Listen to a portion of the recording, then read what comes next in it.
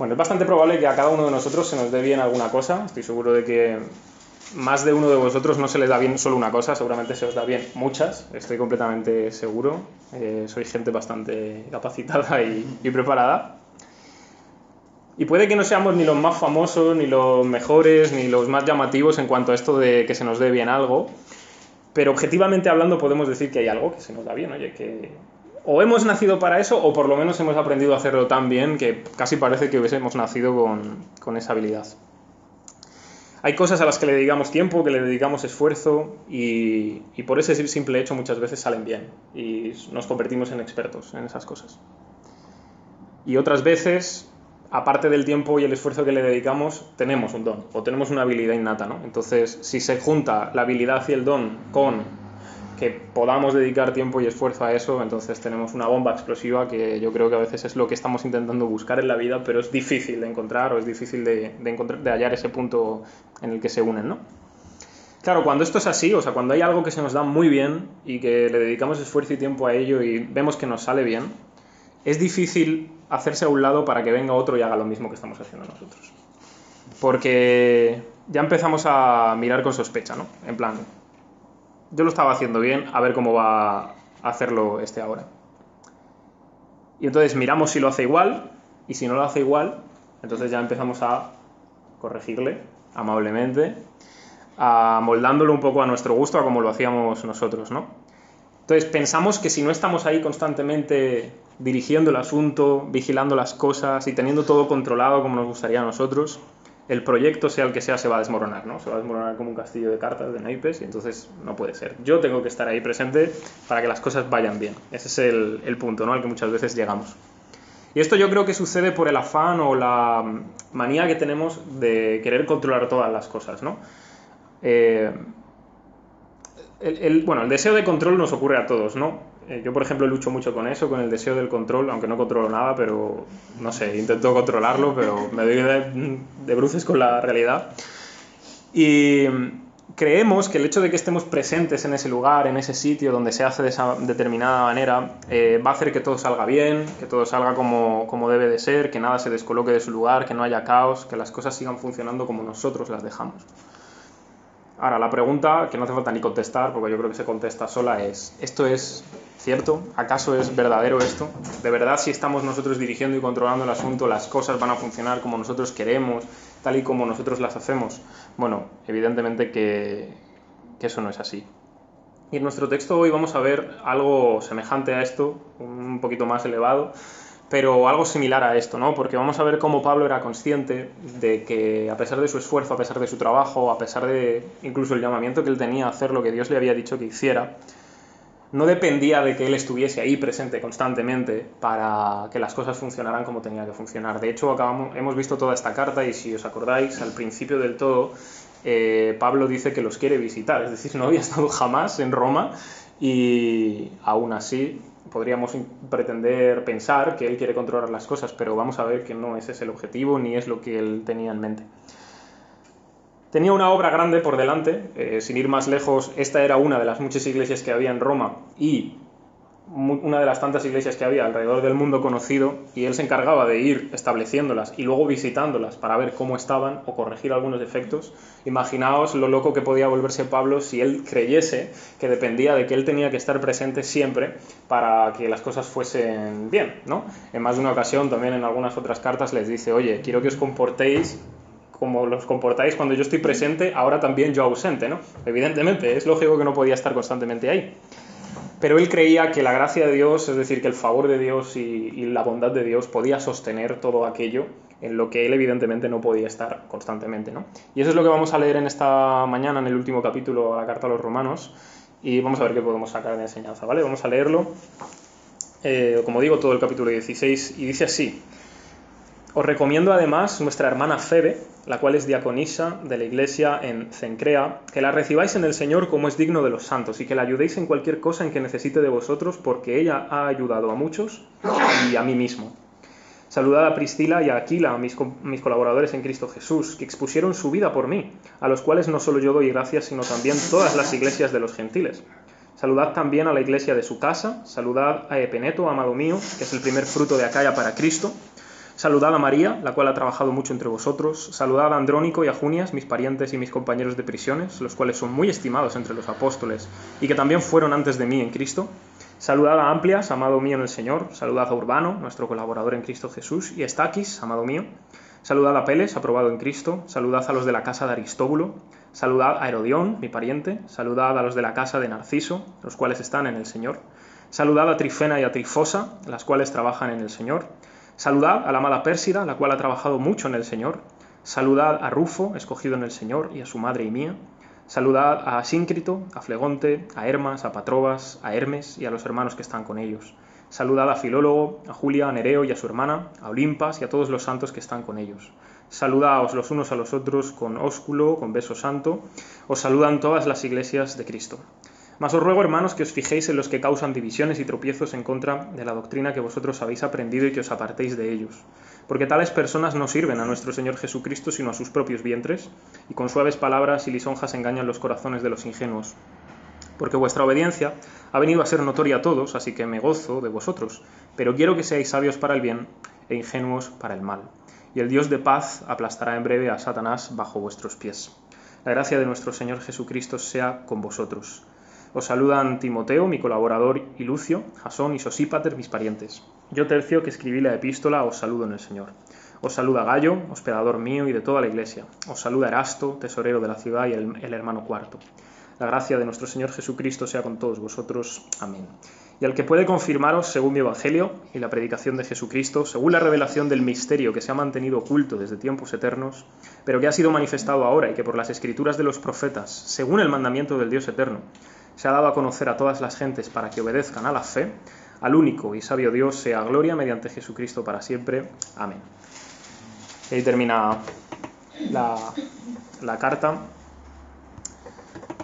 Los primeros 16 versículos de este capítulo, básicamente más de la mitad del capítulo, como veis, consisten en saludos. Consiste en Pablo mandando saludos y diciéndoles que saluden a tantos y a tantos y a tantos que él conoce. Siempre me ha parecido curioso que una iglesia que en principio no ha visitado, pero él conoce tanta gente, bueno, imagino que al fin y al cabo sus muchos viajes y sus muchos contactos, pues era imposible, ¿no?, conocer a tanta gente, ¿no? Pero ¿qué podemos aprender de este texto? Más allá de que los cristianos deberíamos saludar, ¿verdad? Eso está muy bien, no pasar de largo, hacer así, quitar la vista para no saludar a quienes conocemos. Más allá de eso, me gusta este tipo de textos porque a veces parece que no podemos sacar nada en claro, ¿no? Más que, pues eso, vale, pues son saludos y ya está. Entonces creo que sí que podemos sacar algunas enseñanzas, algunas cosas interesantes, aunque tampoco estoy a favor del otro extremo, ¿no? Hacer una cábala ahí súper enrevesada para sacar una enseñanza que no existe en el texto, pero intentar buscar alguna tontería en el texto y decir, ves, esto es lo que enseña. Tampoco es eso, ¿no? Yo creo que es buscar una cosa equilibrada entre qué nos puede enseñar una lista de saludos sin irse a ningún extremo, sin decir esto no dice nada o mira, esto hay aquí un simbolismo oculto y secreto, ¿no? Yo creo que una de las cosas particulares que podemos aprender de esta lista es Dios usa a quien quiere en medio de la obra que él está llevando a cabo en su iglesia o en el mundo, ¿no? ¿Y por qué digo esto? Porque cuando leemos cartas como esta de Romanos o cualquier otra, ¿no?, pues sabemos que la mayoría, a excepción quizás de algunos textos, han sido escritos por apóstoles o por gente cercana a los apóstoles. Y claro, tenemos en mente a Pablo, ¿no?, por ejemplo, el gran apóstol de la fe y que llevó el evangelio a tanta gente en el mundo, básicamente a todo el imperio romano casi, y a todo el mundo conocido en aquel entonces, que era lo que se sabía, ¿verdad? Y a veces perdemos de vista que Pablo no era el único que estaba haciendo cosas, ¿verdad? Él tenía un llamamiento especial, es verdad que Dios lo usó bastante y mucho, pues, quiero decir, el cristianismo se expandió por toda Europa básicamente gracias a su trabajo, no solo el suyo, pero gracias a su trabajo. Ahora, hay más gente detrás, y aquí hay una lista de nombres de gente detrás de Pablo. Gente no tan conocida, algunos sí, por ejemplo Priscila y Aquila sabéis que es alguien bastante conocido, Rufo por ahí también es otro de los que también sabemos quién es, pero en definitiva luego hay otros muchísimos nombres de gente desconocida que no sabríamos de ellos pues, si no estuvieran aquí escritos, ¿no? Y que yo creo que es una gran honra que sus nombres hayan quedado escritos aquí, en esta carta, ¿no?, como diciendo, oye, también estuvieron de fondo, no eran a lo mejor el gran apóstol de nadie, del mundo ni nada, pero ellos hicieron su trabajo, ¿no? ¿Y por qué me gustaba rescatar esta idea? Bueno, En primer lugar, porque yo creo que a veces nos gusta montarnos la fantasía de que somos los favoritos de Dios, ¿no? Somos los únicos a los que Dios usa, somos los expertos, los que más oran, los que más saben de la Biblia, y entonces pues evidentemente que Dios se tendrá que fijar en mí, porque estoy haciendo las cosas tan bien que desde luego que Dios debe tener los ojos abiertos especial y únicamente para mí, y si no hay un rayo de luz que me vaya siguiendo por la calle, es poco falta, ¿no? Pero vemos aquí en este caso que no solo Pablo está trabajando bien y está siendo usado por Dios. Aquí tenemos en primer lugar a Febe, y luego seguimos a Priscila y Aquila, luego pues a todos estos nombres extraños, griegos, romanos, ¿no? Epeneto, bueno, María es hebreo, ¿no? Andrónico, Junias, toda esta gente, ¿no? A los que Pablo no está diciendo demasiado, simplemente saludadles porque son amados míos, o porque trabajan, o porque colaboran. Algunos de ellos sí que dice cosas más importantes, ¿no? Como Febe, o como Priscila y Aquila, o algunos otros, ¿no? Que sí que parece que estaban haciendo un trabajo un poco más llamativo dentro de la iglesia. Pero en definitiva, ¿qué quiero decir con esto? Que aunque Pablo era tenía un llamamiento especial, aquí hay gente haciendo cosas muy importantes. Y quién sabe si quizás la iglesia de Roma o las iglesias en otros lugares a lo largo de los siglos se han mantenido gracias a esta gente que estuvo trabajando en el Evangelio, que estuvo haciendo cosas buenas dentro de la iglesia, ¿no? Aunque fueran trabajos un poco sencillos, ¿no? Por ejemplo, Febe dice que era diaconisa. Sabemos que los diáconos generalmente a lo que se dedicaban era a servir a las mesas, a las comidas, a la gente necesitada dentro de la iglesia, por ejemplo. O Priscila y Aquila parece que tenían una iglesia en su casa, por lo que dice aquí. Y bueno, también sabemos que tenían su propio trabajo, trabajaban en lo mismo que trabajaba Pablo, en fin, muchas cosas semejantes a estas, tampoco hace falta meternos tan de lleno, ¿no? Por tanto, yo creo que es bueno y es bíblico reconocer por nombre a la gente que trabaja en la iglesia, no digo solamente como un ministro o algo así, o como un pastor, ¿no? Sino gente cualquiera que está trabajando dentro de la iglesia, que hace cosas buenas en la iglesia, que sirve con un buen propósito, sea cual sea lo que haga, sea lo que haga, si es poco, si es mucho, si es una cosa que apenas se ve, si es algo llamativo, sea como sea, decir por nombre, oye, al que honra, honra, ¿no? Entonces, en este caso creo que Pablo está haciendo esto, está honrando a aquellos que creo que se merecen en este momento la honra por lo que están haciendo. Fijándonos un poquito más en detalle, nos vamos a dar cuenta de una cosa, no siempre, ¿no? Pero a veces Pablo usa como un apéndice detrás de estos nombres, ¿no? Y dice, este trabaja en el Señor, o este está en Cristo, ¿no? O cosas así, dice. Constantemente está mencionando al Señor y a Jesús detrás de lo que están haciendo esta gente. Y yo creo que esto es interesante porque lo que demuestra es que las buenas obras siempre acompañan a aquellos que tienen fe en Cristo. Inevitablemente, ¿no? Esta gente tenía fe en Cristo, por tanto, las buenas obras les seguían. Y Pablo les está mencionando precisamente por eso, porque son dignos de observar, dignos de imitar seguramente también, y está demostrando que, oye, esta gente de verdad son creyentes, ¿no? Están bien situados, son genuinos en su fe. ¿Por qué? Porque están obrando para el Señor, están trabajando para el Señor y para los hermanos, claro, y para la propia iglesia.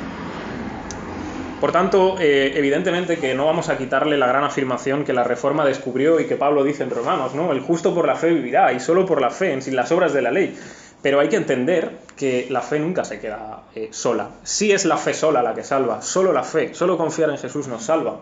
Pero la fe es como que no se contenta con quedarse ahí, ¿no? Siempre produce esas buenas obras, siempre produce algo que va más allá en nosotros, que no nos deja quedarnos pues, simplemente en la silla sentados, ¿no? Calentándola, como se suele decir, sino ponernos en marcha, hacer algo, usar nuestros dones o nuestras habilidades, aquello en lo que podamos hacer algo. Yo creo que eso es una cosa buena a recordar y que el Espíritu pone en nosotros, que a veces lo apagamos, pero que aquí está, por ejemplo, en esta lista de estas personas, ¿no? Por tanto, si hay una fe genuina, si hay una fe sana, siempre hay buenas obras y siempre podremos reconocerlo en todos, también en nosotros, y creo que esto es lo que está haciendo Pablo en este lugar. En segundo término, lo que me gustaría meditar en esta mañana con vosotros es que al lado de esta lista que él acaba de mencionar de estas personas, fijaos lo que dice en el siguiente versículo. Os ruego, hermanos, que os fijéis en los que causan divisiones y tropiezos en contra de la doctrina que vosotros habéis aprendido y que os apartéis de ellos, porque tales personas no sirven a nuestro Señor Jesucristo, sino a sus propios vientres, ¿no? Es curioso que él, después de haber dado una lista de nombres que hacen bien las cosas y que, oye, fijaos en ellos, saludadles y dadles pues la honra de vida. Ahora dice, fijaos en los otros, fijaos en los que causan tropiezos y divisiones, en los que están todo el rato en contra de la doctrina del Evangelio, que engañan a los demás, buscan a los ingenuos, ¿no? Y lo único que están buscando es su propio beneficio, o llenar su propia tripa, ¿no? Es lo que dice aquí el apóstol Pablo. Es decir, que si hay servidores de Jesús, evidentemente espero que los haya, ¿no?, dentro de la iglesia, lo que viene a decir es que también hay servidores del otro, ¿no?, de Satanás, del enemigo, dentro de la iglesia también. Y eso es lo interesante y lo curioso de este texto. Y digo Satanás porque un poquito más adelante, Pablo, en el versículo 20, nos va a dar una promesa y un recordatorio del Evangelio. Y dice, el Dios de paz aplastará en breve a Satanás bajo vuestros pies. Por eso digo que son siervos de Satanás, del diablo, del enemigo, ¿no? Pero no me quiero adelantar con eso todavía. Estos que causan divisiones, estos que están en contra de la doctrina, del Evangelio, lo que buscan principalmente, hemos dicho, es satisfacerse a sí mismos, vivir a costa de los demás, engañar a los otros para vivir ellos bien, ¿no?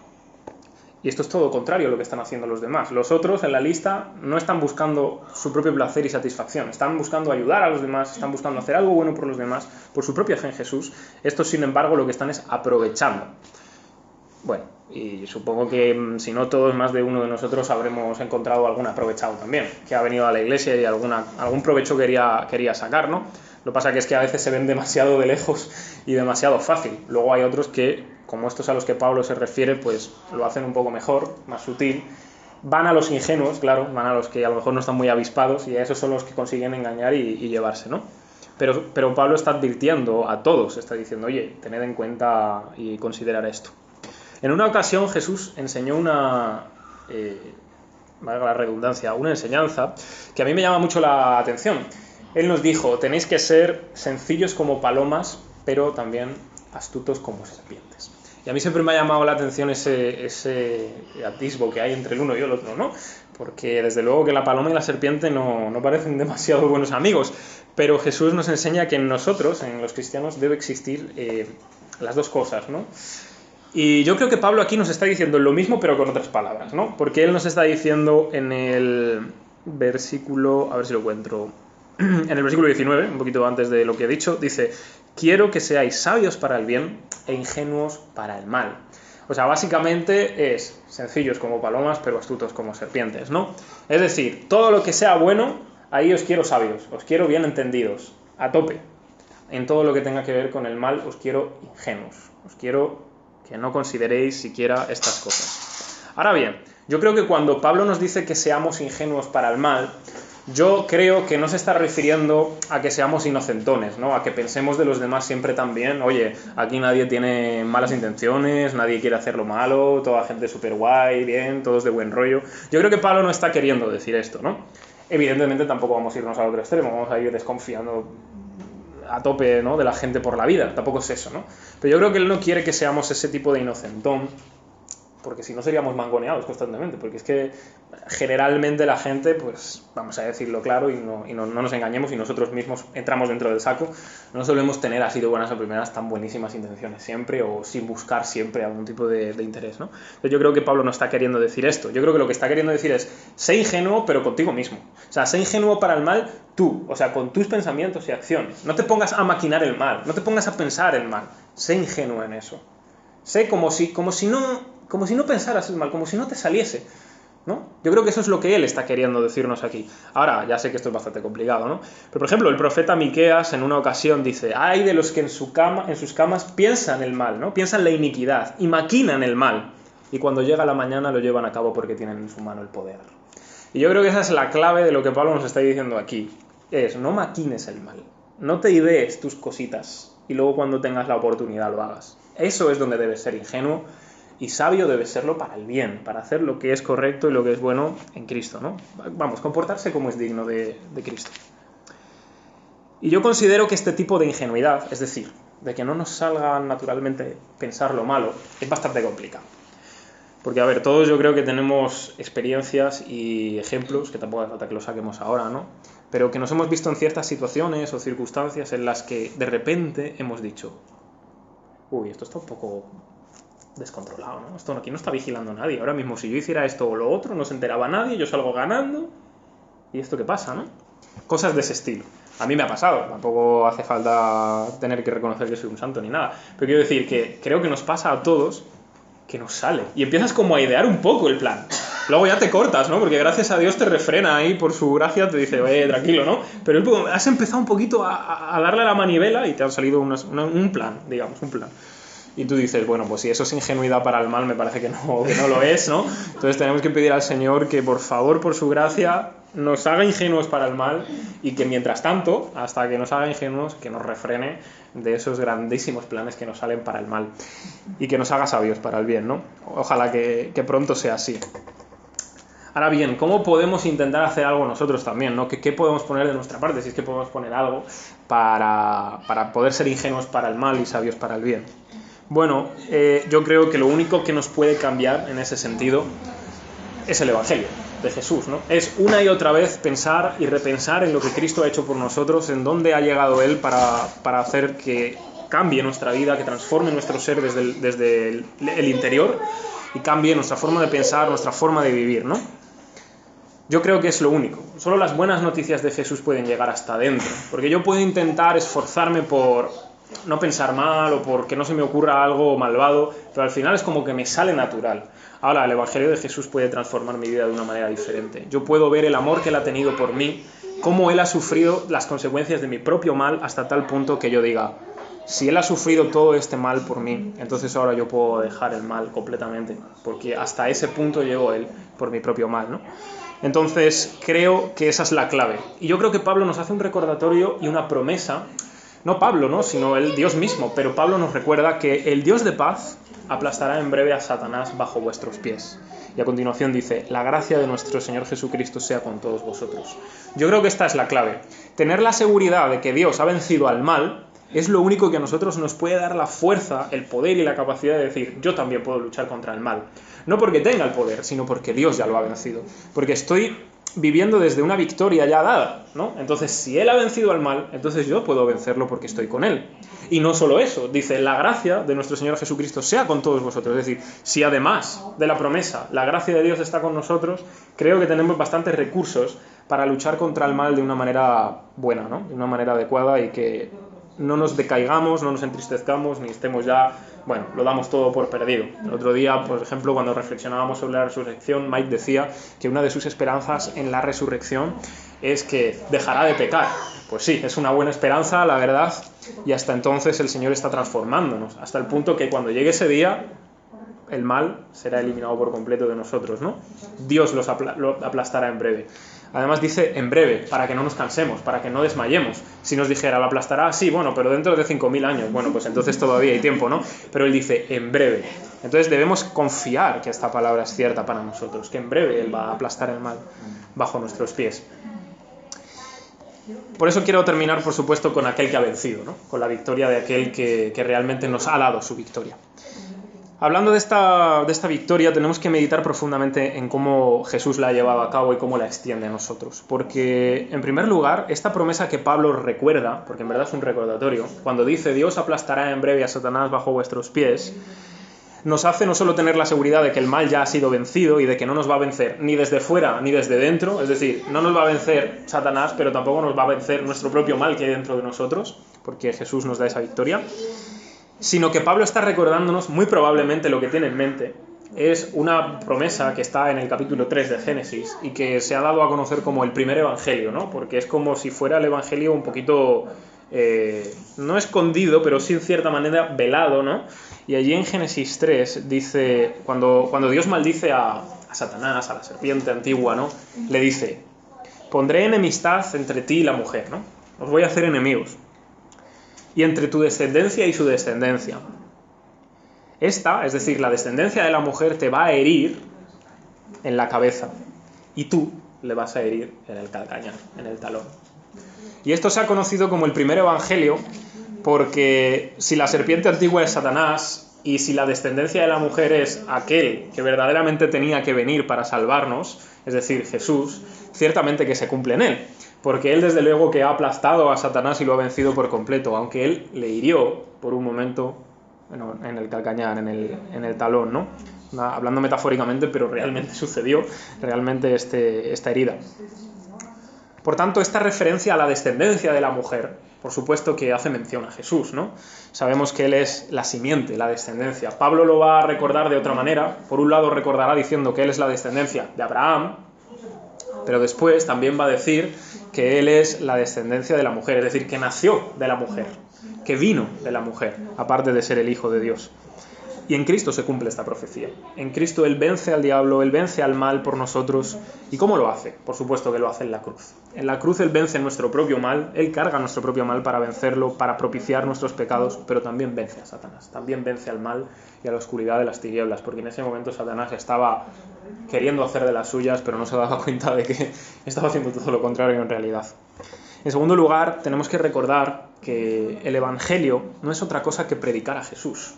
Eso es lo que Pablo está diciendo aquí, ¿no? Dice en el versículo 25, el que puede confirmaros según mi evangelio y la predicación de Jesucristo. Eso es lo que está diciendo constantemente.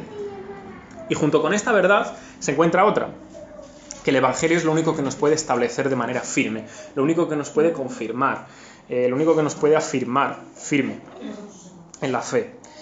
El Evangelio es el medio que Dios utiliza para sostenernos, para mantenernos, para perseverar, y por eso es tan importante que una y otra vez nos adentremos en él y que pensemos y repensemos en lo que es el Evangelio de Jesús y lo que él ha hecho por nosotros.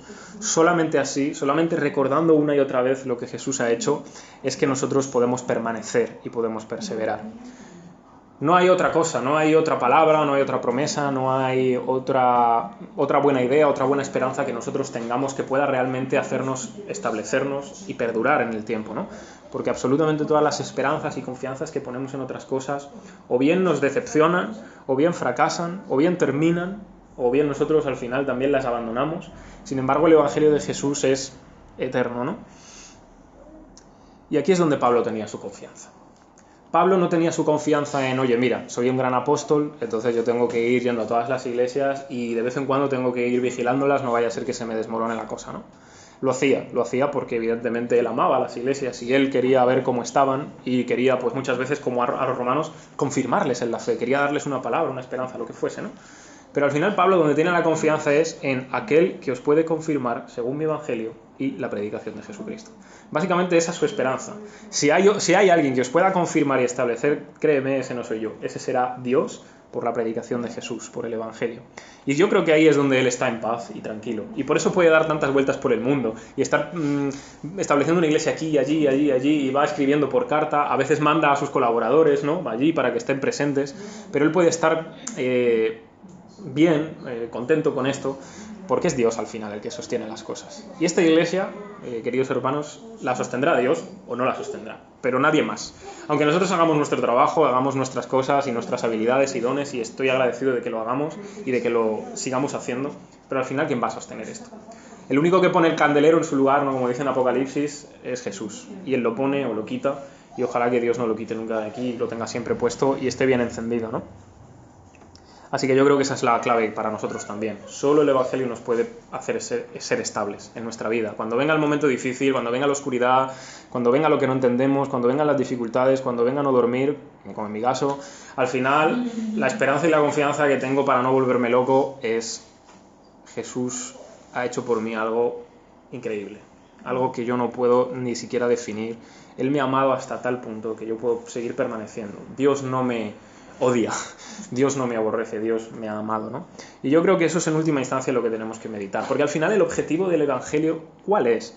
Pablo nos dice que es que todos vengan a la obediencia a la fe. Ese es el objetivo, ¿no? Y esa expresión siempre me ha encantado, me ha gustado mucho, la obediencia de la fe. Porque claro, uno piensa que la obediencia debería ser, pues, cosas para hacer, ¿no?